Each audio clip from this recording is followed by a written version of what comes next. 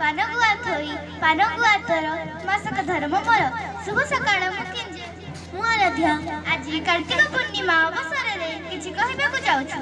କାର୍ତ୍ତିକ ମାସର ଶେଷ ଦିବସ ଅର୍ଥାତ୍ କାର୍ତ୍ତିକ ପୂର୍ଣ୍ଣିମା ଦିନ ବୋଇତ ବନ୍ଧାଣ ଉତ୍ସବ ପାଳନ କରାଯାଏ। ଯେବେ ଯୋଗାଯୋଗ ମାଧ୍ୟମ ଓ ଯାନବାହନର ଉଦ୍ଭାବନ ହୋଇନଥିଲା ସେବେ ଓଡ଼ିଶାର ସାଧବମାନେ ଜଳଯାତ୍ରା କରି ବୋଇତ ସାହାଯ୍ୟରେ ବାଣିଜ୍ୟ କରିବା ପାଇଁ ଯାଉଥିଲେ।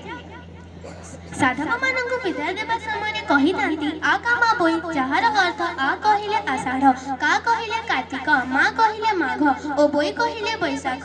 ପୁରୁଣା ଯୁଗ ଏବେ କେଉଁଆଡ଼େ ହଜିଯାଇଛି, କିନ୍ତୁ ଏବେ ବି ଓଡ଼ିଆଙ୍କ ମନରେ ରହିଛି ବୋଇତ ବନ୍ଧନ ପରମ୍ପରା। ସକାଳୁ ସକାଳୁ ଗଙ୍ଗାଜଳ ସ୍ନାନ, ହରିନାମ ଗାଇ ହୁଏ ପୁଣ୍ୟ କାମ। କାର୍ତ୍ତିକ ପୂର୍ଣ୍ଣିମା ପାହାନ୍ତେ ଯାଉଥିଲେ ସେ ବନ୍ତେ ବଣିଜ କରିକି ସାଧବ ଆଣୁଥିଲେ ଧନ ଦରବ। ଉତ୍କଳ ମାଟିର କାହାଣୀ ଇତିହାସ ଯାଏ ବଖାଣି। ଆଜି ବି ରହିଛି ସେ କଥା, ସାଧବଙ୍କ ବିଜୟ କଥା। କାର୍ତ୍ତିକ ପୂର୍ଣ୍ଣିମା ପରବ ସବୁ ଓଡ଼ିଆଙ୍କ ଗରବ। ଆ କାମା ବୋଇ ପାନଗୁଆ ଥୋଇ ଡଙ୍ଗା ବସାଇଲେ ଜଳରେ ମାସକ ଧର୍ମ ମେଳରେ। ଧନ୍ୟବାଦ। ଆପଣଙ୍କ ଦିନ ମଙ୍ଗଳମୟ ହେଉ।